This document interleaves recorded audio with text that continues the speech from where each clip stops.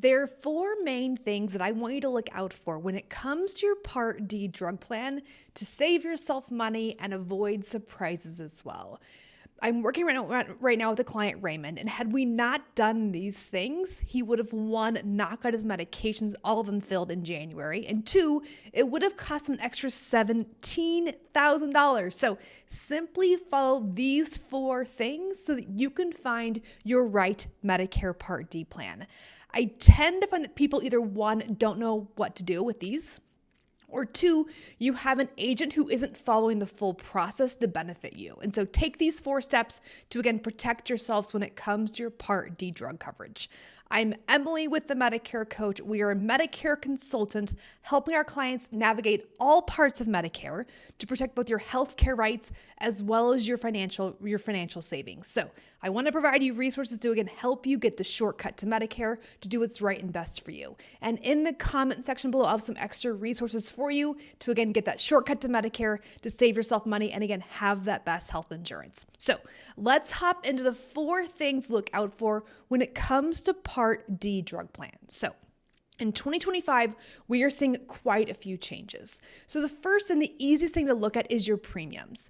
In a lot of situations, your premium will stay somewhat the same, but there's certain states that have huge increases or certain companies having huge increases as well. So at least look at the premium of your plan to understand the changes.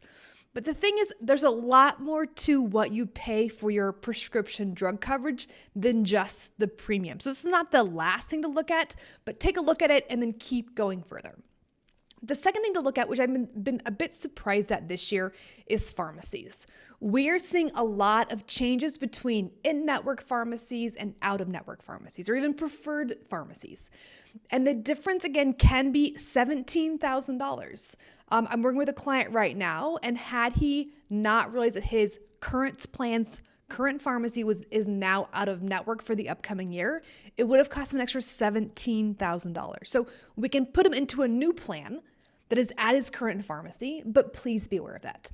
I also want to be clear that sometimes those big pharmacies like CVS, Walgreens, Walmart, especially CVS, some can be in network and other locations are out of network. And so be clear on which pharmacy you go to, be specific. And also, are you willing to change pharmacy locations if it makes your life easier? Things to look out for, because pharmacies can be a really big driver when it comes to your overall prescription costs. Item number 3 is your medication coverage. This is surprising for many people, but we are seeing certain medications that were covered last year that are not covered in the new year. And that can, again, lead to huge issues. Specifically, yesterday I had a client who's on a certain type of insulin, and that insulin is not covered in the new year. And so I emailed him and I said, okay, you're on this medication, you're on this insulin specifically, which I know you have to survive. It's not covered in the new year. Are you aware of that? And if not, can you talk to your doctor and see if there's any other alternatives to go to, any other insulins to go to save yourself money? If not, we can work with the current medication, but if we have some flexibility, it can save you probably $5,000 to $10,000. So do not assume that your old plan is going to cover the same thing as your new plan in the calendar year. Look at those details. And again, as I film this, it's October. And so we have at least a month for him to talk to his doctor. We can then finalize his medication list and get a new Part D drug plan before the end of the open enrollment period. So be proactive.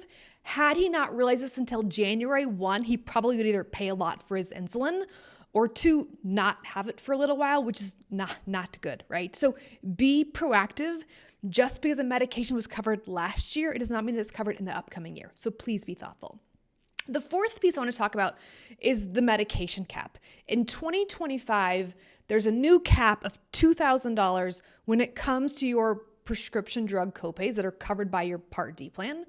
And once you go over that $2,000 cap, your copays all go to zero. What we are seeing, though, some people are not actually having to pay that full $2,000 to hit their cap. It seems as though there's a rule around brand discounts, which is decreasing what you pay out of your pocket. And some of you will pay even less than $2,000 before you hit your $0 copay. So watch out for that. But things can be a little bit unique when it comes to what you pay out of your pocket for your medications.